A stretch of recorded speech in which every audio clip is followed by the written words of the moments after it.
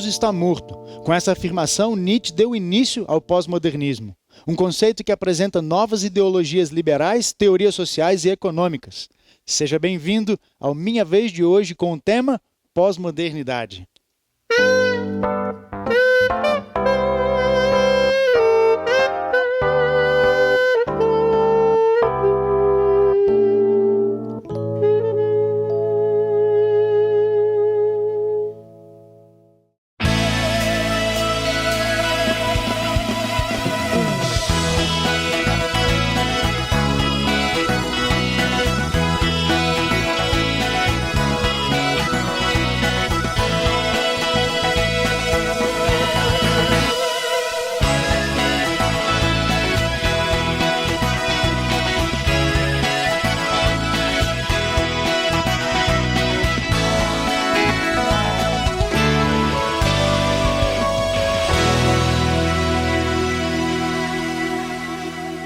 Está no ar mais um programa Minha Vez com o tema pós-modernismo. E eu quero apresentar a moçada que está aqui gravando do IABC. Os nossos alunos vêm de todos os lugares do Brasil e do mundo. A saudação de vocês, pessoal de casa, moçada. E junto com eles, para abrilhantar o nosso programa nesse dia, nós temos ele que é o líder de jovens para a América do Sul, Areli Barbosa. A sua saudação, Areli, pessoal de casa. Olha, eu estou feliz de estar com vocês, um programa especial como esse, a moçada aí. Paulo, vai ser um prazer, viu? Muito bom, obrigado por você estar aqui conosco. Vamos começar lançando uma pergunta para essa moçada aí. E olha, vocês viram que o tema hoje é tema cabeça, pós-modernismo. Quem que tem coragem de falar ou de tentar definir o que é pós-modernismo? Eu acho que é um período em que as coisas são relativas. Você acredita numa coisa, pode ser certa ou não. O certo ou errado, ele se perde Isso. no mundo pós-moderno, Areli? O que é o pós-modernismo? É uma reação ao moderno, né? O moderno falava da razão, tinha que ter uma lógica. Aí o pós-moderno, ele diz assim, não tem lógica, é diferente, não há um princípio, não há um fundamento, tudo pode ser mudado dependendo da perspectiva. Não existe. É mais ou menos assim. Acho que os tempos e a humanidade ela foi sofrendo alterações e ela, em resposta às coisas negativas, principalmente que o moderno trouxe, ela diz assim, não, nós estamos cansados disso, isso não trouxe solução, não resolveu o problema, estamos com situações mais graves, então nós temos que abrir isso. E aí vem a discussão. É como se fosse o movimento pós-moderno, uma reação àquilo que a modernidade tentava pregar, ensinar, defendia, que era a ciência, a razão, tudo. Você vê, o homem que fez a Primeira e a Segunda Guerra Mundial, ele não conseguiu convencer a juventude dos anos 60, por isso eles se levantaram dizendo paz e amor, sexo livre, drogas. Por quê? Eles disseram o seguinte, não tem como ter regras. Esse sistema provou que ele foi muito cruel, muito duro. É desse sistema que surgiu Hitler, matou tantas pessoas. Então nós precisamos de uma nova dimensão de vida, de visão. Então esses processos da humanidade, é inevitável que eles vão atingindo a humanidade, afetando a realidade do ser humano. E isso está colocado na palavra de Deus como um conceito que nós precisamos avaliar coisas positivas e aquilo que pode ser muito negativo, que pode prejudicar. Todos vocês aqui já ouviram, você que está em casa também já deve ter escutado falar sobre pós-modernismo, pós-modernidade. Você consegue perceber algum perigo nessa filosofia pós-moderna, onde uma das vertentes, talvez a principal, não sei, ele seja essa ideia da falta de uma verdade absoluta, Exato. Do relativismo? Sim. Que perigo que vocês, jovens, conseguem perceber nisso? Nessa ideia de que tudo é relativo? Aqui, Priscila levantou a mão. Que na realidade, como não tem verdade certa, tudo depende da ocasião, depende do momento, então tudo eles colocam uma justificativa para os seus erros e seus atos. Então, sendo assim, ninguém, até um preso na cadeia pode falar que ele estava certo, dependendo do fim que ele fez isso. Não tem verdade relativa daí. É a ideia do disso. príncipe de Maquiavel, os fins justificam os meios. É isso mesmo? Vocês concordam que é por aí? Vocês acreditam que os fins justificam os meios ou não? Vamos ver alguém desse lado aqui. Quem quer falar? Lá no canto, você é a? Rayane. Rayane. Rayane, e aí, o que você acha dessa frase, dessa ideia? Eu acho que os fins não justificam os meios. Por quê? Porque, por exemplo, minha filha, vamos supor que eu tenho uma filha que está passando mal, doente, e para isso ela precisa do dinheiro para poder fazer uma cirurgia. Não por isso eu vou lá roubar um banco para ter o dinheiro para poder ajudar minha filha. Os fins não justificam os meios. Ok, bacana. Areli, essa ideia de que o mundo pós-moderno afeta a nossa vida, a nossa maneira de enxergar o mundo, a nossa maneira de pensar, de que forma isso daí acontece, na verdade, de que forma afeta a vida do adolescente? Quando você tira Deus do lugar, quando você coloca o fundamento em outro lugar, quando você tira a sustentação, você desmorona toda uma construção. E aí vem, na construção, aí vem a formação educacional. Aí vem o adolescente, a criança, o jovem, o adulto.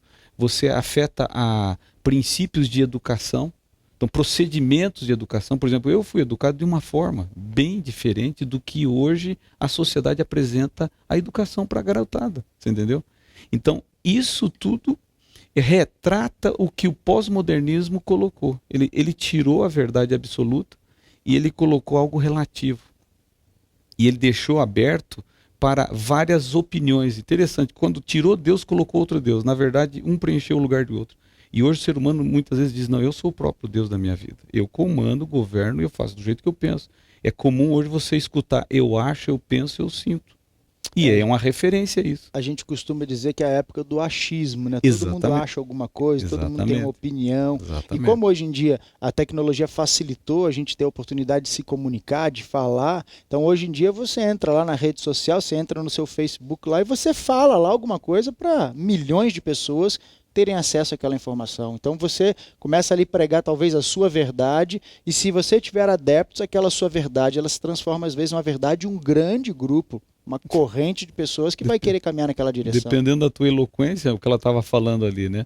Uma pessoa pode até justificar, olha, eu roubei por causa disso, eu precisava fazer isso, e tenta convencer. E de certa forma, hoje nós estamos vivendo um mundo que está tirando princípios do lugar e que está afetando a realidade da juventude. Então hoje, adolescentes e jovens, eles estão diante de um mundo que não tem fundamentos muito claros, e isso gera neles insegurança.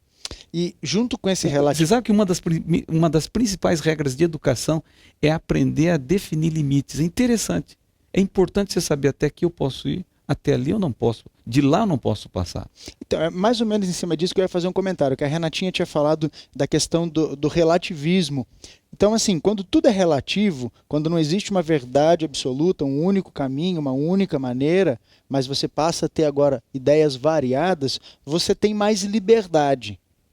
Então, assim, essa ideia de liberdade é uma característica do mundo pós-moderno. Você tem agora diferentes maneiras de pensar, de enxergar o mundo. Moçada, vocês acham que essa liberdade que vem junto do movimento pós-moderno, ela é boa, ela é ruim ou perigosa apenas? O que vocês acham? Quem quer falar? Ok, microfone aqui para ela. Seu nome mesmo é? Caroline. Caroline. Eu acho que essa liberdade que as pessoas apresentam, que pregam, passa a apresentar pra gente que as coisas não têm limite. Passa a virar libertinagem. Que eu posso fazer o que eu quiser, liberdade é eu fazer o que eu quiser, assim. Essa ideia é exatamente aquilo que você estava comentando, então, Areli. O pós-modernismo tirou uma coisa muito séria, que é o sentimento de culpa. Interessante. As pessoas hoje querem estar alheias à culpa. E elas querem tirar uma acusação da consciência. É divino esse conceito de a consciência nos dar uma noção do certo e errado.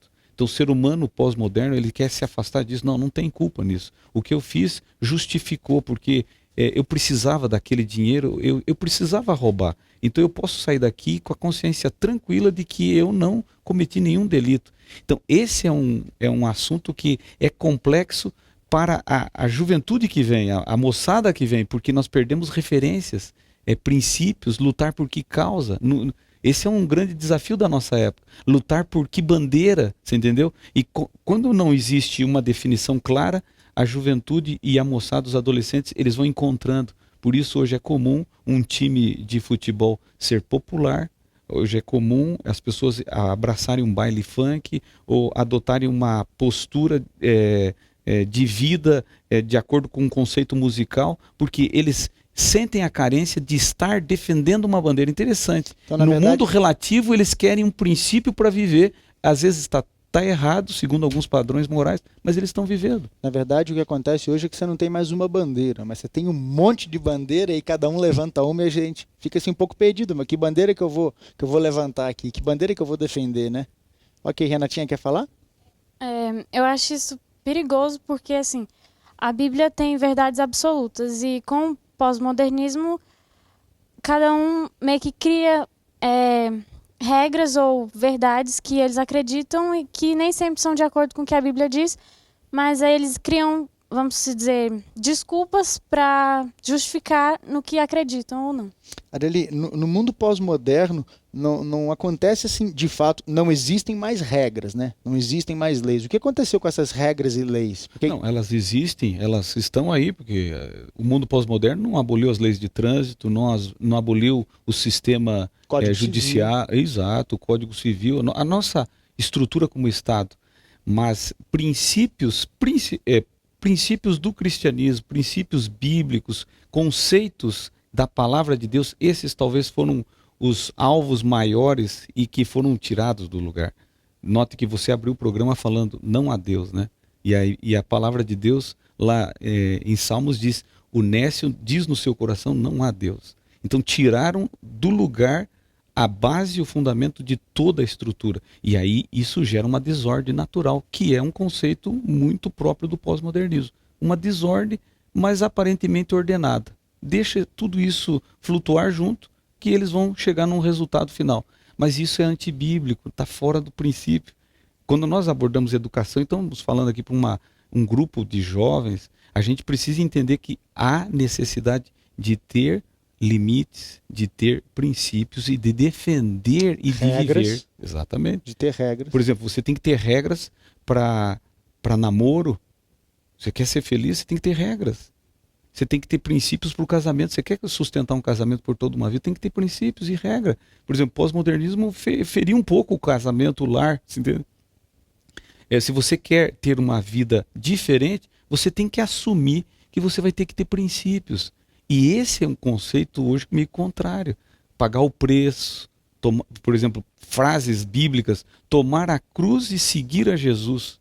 Uau, isso é um desafio. Não, eu não quero isso. Eu quero ter a minha vida. Eu não quero perder nada. Eu quero, com tudo que eu gosto de fazer, eu quero seguir vivendo. E não é assim. Você tem que deixar. Se tu não deixares isso ou aquilo, você não vai conseguir chegar lá. Então, a vida de um cristão no mundo pós-moderno é cheia de desafio. E, sobretudo, a da juventude e dos adolescentes. Eles precisam ter, por exemplo, uma referência na palavra de Deus. Isso é uma base. A palavra de Deus pode servir como uma coluna que dará a eles a dimensão de viver num mundo tão, flutuante quanto estamos vivendo hoje. O papo tá gostoso, mas nós vamos dar uma paradinha agora para um rápido intervalo. O programa Minha Vez volta já.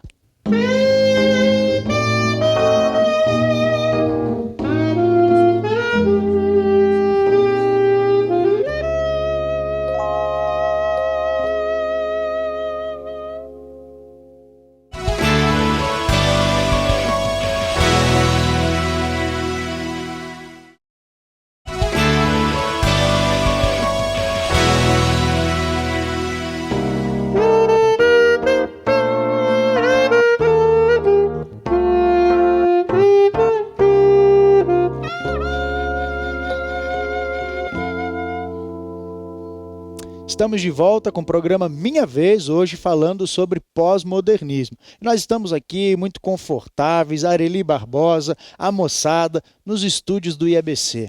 E olha, se você quiser ter uma experiência de vida diferente, você que é jovem, adolescente, está aí cursando ensino médio, queria convidar, desafiar você a entrar no site que está aparecendo aí na tela, o site aqui da nossa escola, para você poder ver algumas fotos, ver como que é essa vida dessa moçada aqui. Eles moram aqui, eles estudam estudam aqui e alguns deles até trabalham aqui também. Fica o convite para você conhecer um pouco mais da história de vida, o estilo de vida da moçada que vive aqui no IABC. Viu? Vamos voltar para o nosso tema agora. Areli, nós terminamos o bloco falando um pouco sobre a questão do relativismo. E teve uma coisa que você comentou que eu queria ter falado, mas eu não quis te interromper, deixei para o segundo bloco, que é a questão do casamento. Família. Uma coisa sagrada, família. Como que fica a família no mundo pós-moderno?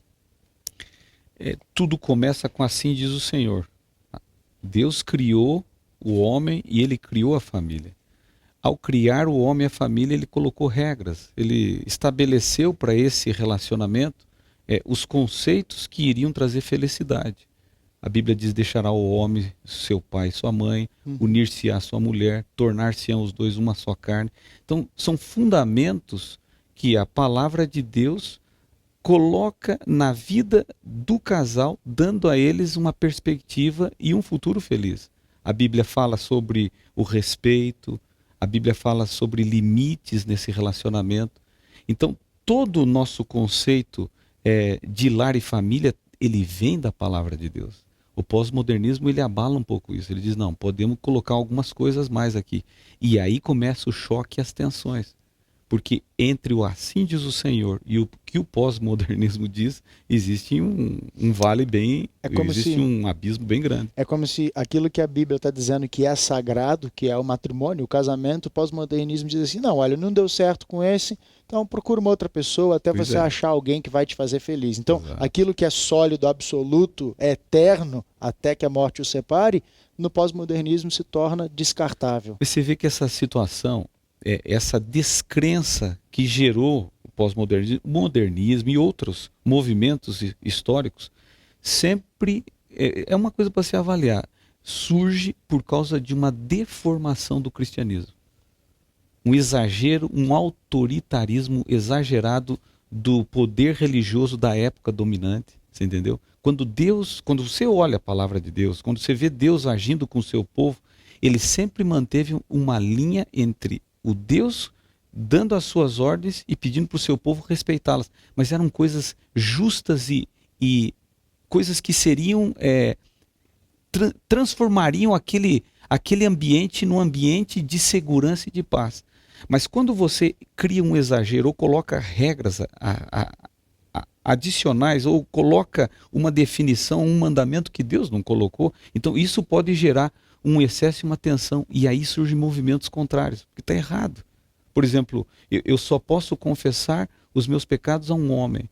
Então, a palavra de Deus dizia que você deve confessar a Deus. Não, é o homem que dá autorização do perdão dos pecados. Não, você pode receber o seu perdão se você pagar um valor. Então, interessante, isso tudo gera uma crise, quando na palavra de Deus diz: se você é pecador, vem a mim, eu vou te ajudar, não é? Eu acho que essa crise começou exatamente a partir do quê? Da Idade das Trevas, né? Exato. A Idade Média, onde a igreja era soberana e, na verdade, com a igreja sendo soberana, a igreja orientando e ditando a maneira como as pessoas deveriam viver, ao invés dela melhorar a condição de vida, começou uma repressão, começou uma perseguição. Aí, a partir da Idade das Trevas, na Idade Média, veio o quê? O movimento iluminista, onde a ciência então foi elevada. Não, já que a igreja não resolveu o nosso problema, agora os cientistas vão resolver todas as nossas dificuldades. A razão humana se torna soberana e também falha. E aí chega realmente o pessoal, vamos dizer assim, a corrente pós-moderna dizendo: bom, já que a igreja não resolve, já que a ciência não resolve, então é o seguinte, cada um tem a sua verdade, cada um sabe o que faz, segue o seu caminho e vai ser feliz. Não deu certo aqui, tenta ali, vai procurando alguma coisa até dar certo, né? Uma insatisfação. E se você fosse ao modelo original da palavra de Deus, baseado no que Deus colocou, tudo seria diferente. Ok. Eu vi uma mão sendo erguida, de que lado que foi? Aqui, Jones.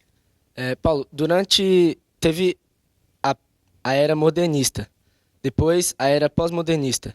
Durante essa transição do modernismo para o pós-modernismo, a igreja sofreu alguma ação, alguma evolução, alguma... A pergunta do Jones é válida porque assim, ninguém consegue definir exatamente quando começou o pós-modernismo. Então, assim, aquilo que começou algum tempinho atrás, nós estamos ainda vivendo. E aí, quando se fala de uma ideologia, desse conceito, nós estamos falando de séculos que vão permanecer essa ideia, essa ideologia. O que aconteceu com a igreja? Que consequências a gente consegue perceber hoje na igreja por causa do pós-modernismo. Ou talvez, mais do que a igreja, o que aconteceu com o cristianismo, com o mundo pós-moderno? Eu creio que a pergunta deles, talvez, os analistas, uns teólogos assim profundos no estudo, poderiam até precisar anos, né? Os anos que esse processo começou a acontecer dentro da igreja. Mas é nítido que a visão pós-moderna atingiu a igreja. Por exemplo, há 40, 50 anos atrás, a igreja tinha pouco questionamento à liderança da igreja. Você entende? As pessoas aceitavam a palavra do líder, do pastor, do ancião, sem questionar. Então hoje nós estamos vivendo num momento que as pessoas dizem, é aquela pergunta da infância, né? Por quê? Por que isso? Por que não posso ir ali? Aquela fase que o filho começa a questionar tudo. Né? Exatamente. Por que eu não posso ir lá? Qual que é a razão? Me dê um bom motivo. Você está notando? Então, não há dúvida de que isso atingiu a igreja, porque a igreja está inserida no mundo. A igreja, ela é parte desse globo, ela está ali para influenciar o mundo. Por isso Jesus diz, não peço que os tire do mundo, mas livre-os do mal. Então, dentro do mundo, ela sofre influência. E dentro dessa influência tem alguns fatores que estão bem claros e visíveis. O questionamento a alguns princípios, né, inclusive até de moralidade. E aí vem um grande desafio, acho que para todos nós e para a juventude de hoje, então, Aurelie, como é que é essa coisa de você estar no mundo, mas não ser do mundo? Veja, você vai viver no mundo até a volta de Cristo, mas você não deve ser do mundo. E esse é um grande desafio. Você tem que aprender a descolar das coisas do mundo. Por isso que João disse aos jovens, né? Não ameis o mundo, nem as coisas que há nele, porque são passageiras. Então, o jovem de hoje, ele tem que lutar para desenvolver conteúdo e valores. Isso é impressionante. Hoje nós estamos vivendo no mundo da informação, a tecnologia, a internet, meios de comunicação. Nunca teve um momento que vazou tanta informação para a humanidade, mas nunca teve um momento que as pessoas foram tão vazias de conteúdo. Então, os jovens hoje no mundo pós-moderno precisam aprofundar em conteúdos. Por exemplo, princípios. O que é princípio para Deus? Por que ele é importante?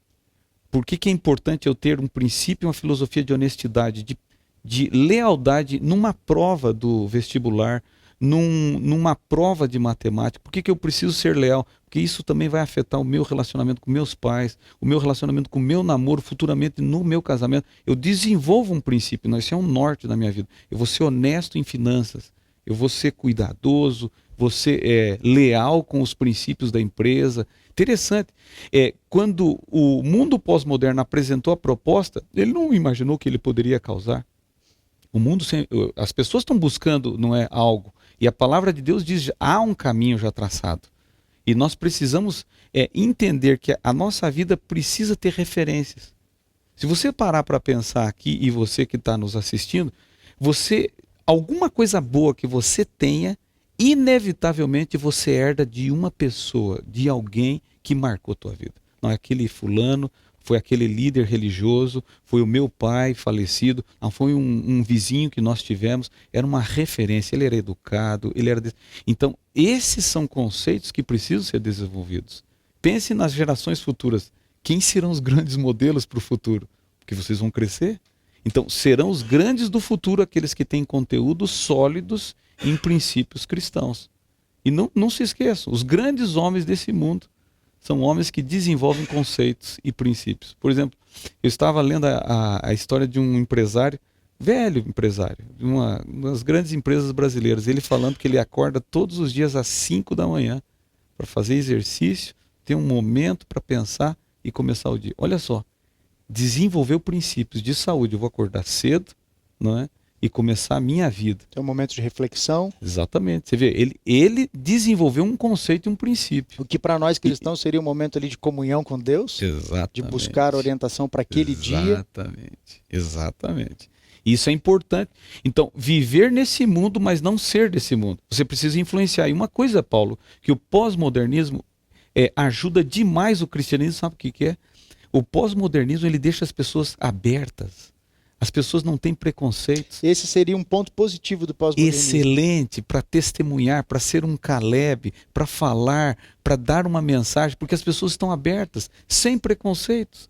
Hoje é comum você apresentar um fato, você apresentar um fundamento, um princípio, e as pessoas pararem para te ouvir. Elas podem até dizer, olha, essa é a tua verdade, eu tenho outra, mas elas vão te escutar. Teve tempo que as pessoas Vão não te dar a escutavam. oportunidade. Na verdade, o pós-modernismo não tem tudo de ruim, e exatamente essa abertura a diferentes vertentes nos dá uma oportunidade de apresentar um novo caminho, que nós acreditamos ser o caminho de Deus, mas nós temos a oportunidade de falar com essas pessoas. Outra coisa, o pós-moderno é muito humano. Ele se liga com o humano, com pessoas, ele quer o bem das pessoas. Então, quando um cristão, na sua essência, pratica o amor cristão, o amor humanitário, isso enche de alegria. E esses são fatores que mostram que nós somos filhos, não é, do cristianismo, seguindo o exemplo de Jesus. Maravilha. Areli, quero te agradecer de coração mais uma vez por você ter estado aqui conosco. Moçada, obrigado pela participação de vocês. Eu vi que alguns levantaram as mãos, mas o nosso tempo já está encerrado. Quero convidar você de casa, assim como você está, se você puder, fechar os seus olhos, curvar a sua fronte. Areli vai orar por todos nós.